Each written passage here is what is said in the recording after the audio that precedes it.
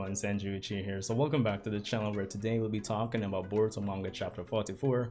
Of course, you know how my usual luck is. I'm coming from work, so yeah, the chapter review is a bit late, unfortunately. Apologies. Well, it's out of my control, unfortunately, so yeah. But at the same time, of course, I appreciate all the support. Shout out to the new and returning subscribers. Be sure to rate, comment, subscribe if you like Boruto and all things Boruto. I guess subscribe, and yeah, journey to 1,000 subscribers. So getting into the chapter review, honestly, initial impressions, what I'll say about chapter 44 entitled Amado is that it was alright. I'd go on a stretch to say it was alright plus to almost a good, but alright. I would definitely not call it a bad chapter, but at the same time it does set the groundwork, or does throw the seeds for us getting more invested in the story going forward. If you watch my expectations video yesterday, one thing that I talked about or discussed was the fact that we're at the point in time where the writer Kodachi really and truly needs to start setting up things for us to get invested in Kara as an antagonistic force in the story, because I know some people would say they've been underwhelming or badly written so far. I wouldn't go as far as saying badly written, but I just don't think there hasn't been anything that stands out to say, yo, why should I care about these people? And until I'm proven wrong, or if I'm proven wrong, for the most part, anything that happens now is building towards the time skip, just to ensure that the time skip has enough substance and material to work with once it starts. Of course, there will be elements that are introduced after the time skip starts, but you know, for now the time skip still needs a solid foundation to start, and that's what I'm basically getting at. But let's getting into it. I do have some concerns with this chapter, in the sense that in terms of how it's setting up things for chapter 45 and say 46, but you know, I'll discuss that once I get to that point. But anyway, getting into it. The chapter begins with Naruto waking up. No, honestly, I actually like this move, and it's more so from the point of view that the series is monthly. There's no getting around that. There's only so much you can do with pages, and making use of like proper page use, making sure that, you know, we get to certain points by X amount of time is crucial. So in terms of them just skipping out how Team 7 actually gets back to Konoha was good. Let's get to the point. That's something the anime can cover, so that's the first thing. Now we get at some dialogue between Shikamaru and Naruto, who is brought up to speed by Shikamaru. And what I like about this scene is that we get to see more of what makes Shikamaru in this day and age. It's kind of more of a reminder of the growth and everything that he's gone through to actually reach his maturity level. Now, what I found funny about it is that Shikamaru was saying that, yo, Team 7 was really reckless in doing this mission to rescue you, and Naruto just said, yo, get in. Yeah, they're still doing reckless things. So it was obviously a nod back or a callback to the fact that, yeah, they did reckless things when they were young. And of course, it was kind of like a parallel to real life. Of course, you know, you do stupid things when you're young. And of course, when you're older, you might think that, yo, you've matured and gotten past it. But of course, the next generation is also going to do stupid things. So I thought that was kind of funny, a funny callback for the most part. What's also interesting is that after this, we find out that we find out that Kawaki, he apparently has some kind of bodily problems. Basically, he's had a compatibility problem between the chakra arm and his body. Apparently, it's causing some kind of conflict where it's reducing the effectiveness and efficiency of his body. But honestly, I don't know how much credit that plot point is going to have, because at the end of the chapter, we have Amado coming in, and of course, he's the one that worked on Kawaki, so he can get him back to working order. So I don't know if they'll continue to use that as like a point of conflict going forward, but yeah, I guess I'll wait and see until then. Now, honestly, I'm not gonna lie, the scene that we got between Kashin Koji and Amado and eventually Delta, it gave me like heavy Dragon Ball Z Android Saga vibes. The fact that Amado has built in a way to actually deactivate these cyborgs, it definitely rings that Android 18, Android 17, Dr. Gero remote um, shutdown device kind of vibe. And of course, it does push home, it continues to push the theme of technology that the Boruto era really and truly focuses on technology. And I don't mind, as I said, that's the theme of the Boruto era over the overall overarching theme, so it's not really a problem. I know a lot of persons might want to say that, yo, it's kind of continuing to kind of stray from what made Naruto, but you just have to realize it's a new era. And to me, scientific ninja weaponry does have its perks and benefits. I did do a video on that, but if you want to talk to me about that in the comment section, we can definitely talk about that. But yeah, there's that. One cool thing is that in my expectations video, I did go on to predict or expect or speculate that Sarada will more than likely inform Sasuke of what happened with Boruto, and that's exactly what we got for this chapter.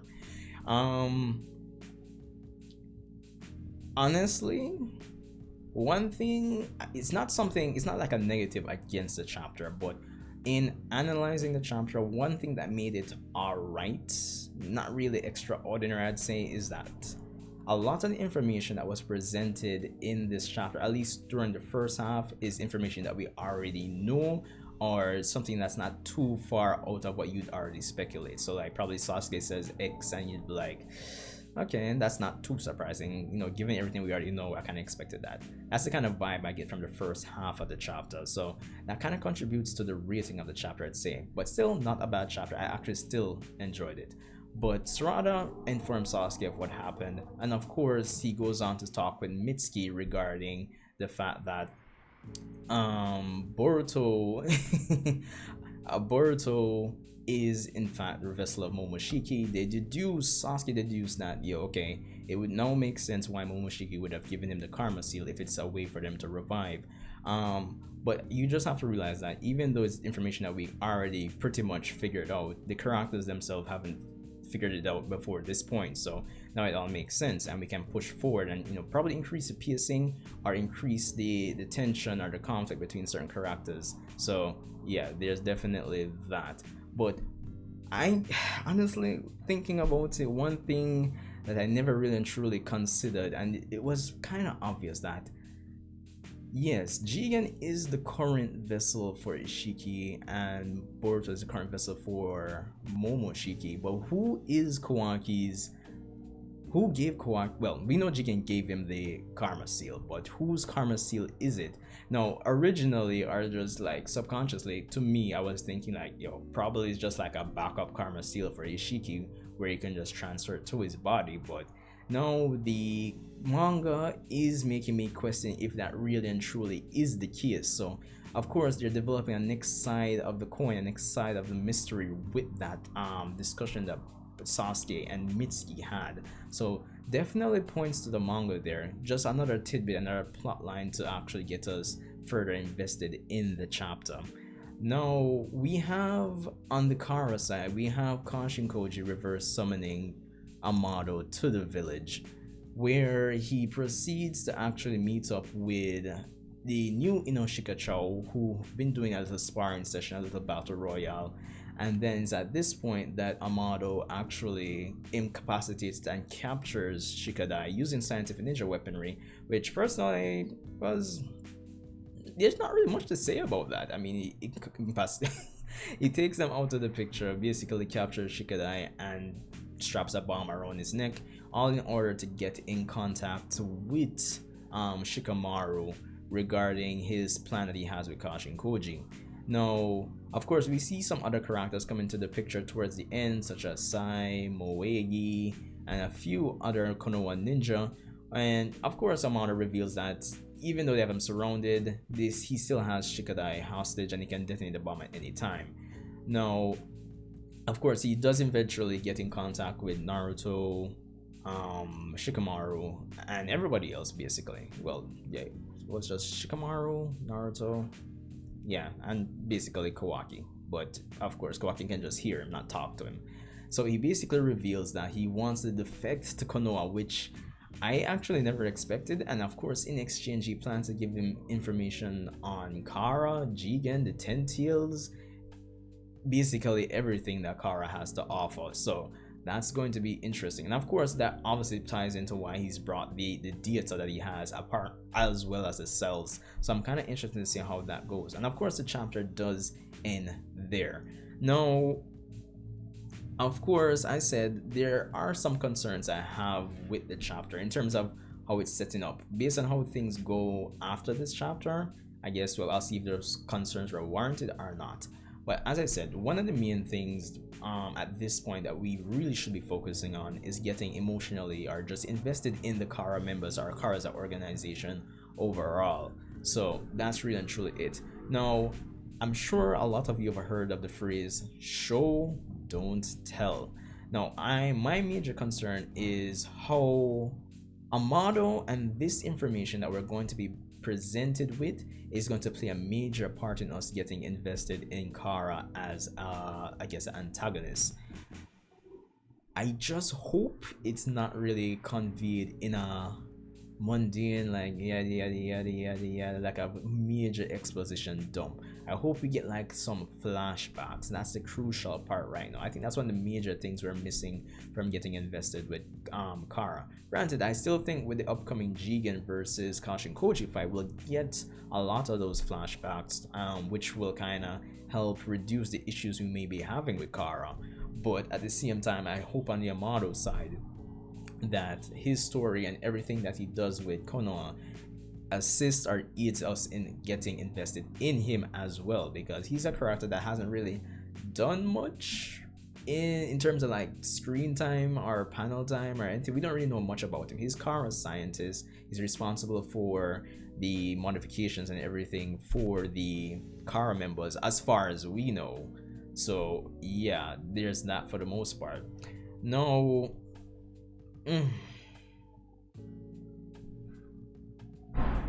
In terms of the pacing,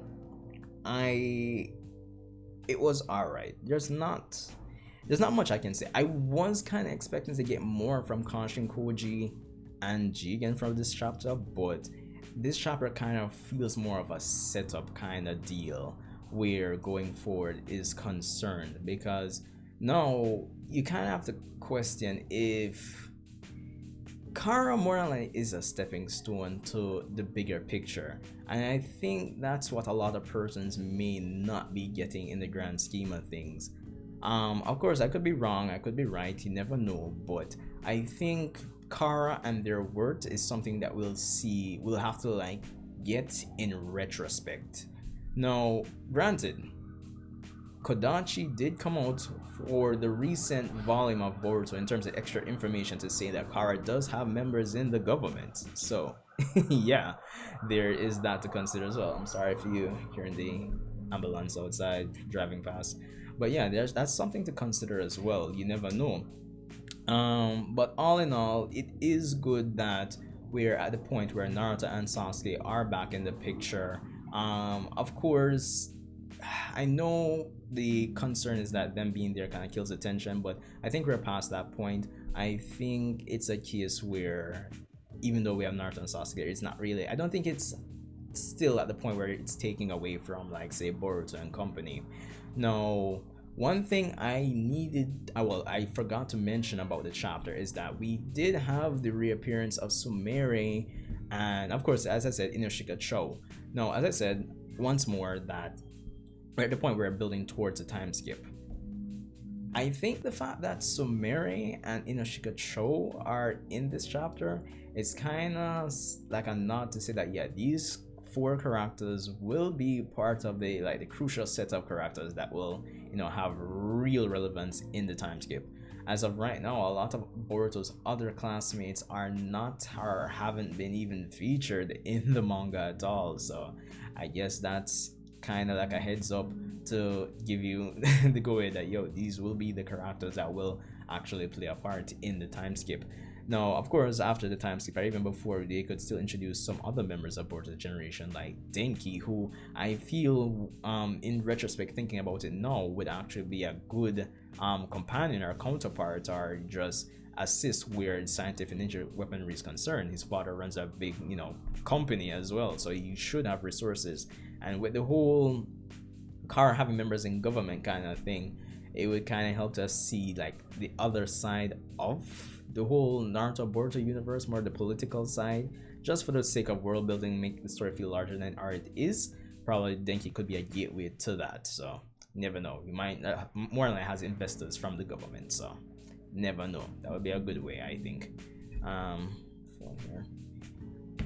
But all in all, I thought it was an alright chapter. As I said, it does have a lot of information we already know. I think one of the highlights, or the major highlights of this chapter, is just that the mystery of karma is coming up again, and it makes me wonder, what is the big picture? I think the fact that the chapter has me asking questions again, that does add credit to it. It has me asking questions like, okay, where's this going? Who is there? Like, how should I even put it? Kawaki's karma. Like, who is the Otsutsuki that's behind Kawaki's karma? And does it tie back into like a bigger plot where the Otsutsuki are concerned beyond just absorbing the chakra of the planet? You know, little things like that to consider. Of course, they kind of keep like subtly reiterating the whole Kashin Koji mystery. Of course, Amado betraying Kara along with Kashin Koji. It kind of makes you wonder, like, yeah, Kara at this point just does really and truly feel like a stepping stone, because at this point their numbers, they weren't, it was like 2 or 3 members short of the total amount the Akatsuki would have, and they've been watered down for the most part right now, so it makes you wonder what they're gonna do with them. But I don't know. Let me know what you thought about the chapter. I thought it was alright. I wouldn't call it a bad chapter, definitely not. Oh, there was one problem that I read. There was one panel where the bomb that Amado placed around Shikadai's neck, there was one panel where it was not there. So yeah, I guess a little screw up by Ikimoto at that point right there. So yeah, but for the most part, I think the chapter managed to accomplish its objective. We've started getting into, or throwing the seeds for us to get invested in Kara. And I just feel like a lot of this section is going to be dedicated to Kara and the members of Konoha, who will be playing a major role in the beginning of the Timeskip, or at least the members of Boruto's generation, that is. So this chapter at least started the process, and if nothing else, I have to give that to the chapter. But anyway, Sanjo, cheer, rate, comment, subscribe. If there's anything I missed, let's talk in the comment section below, and I'll see you guys in the next one.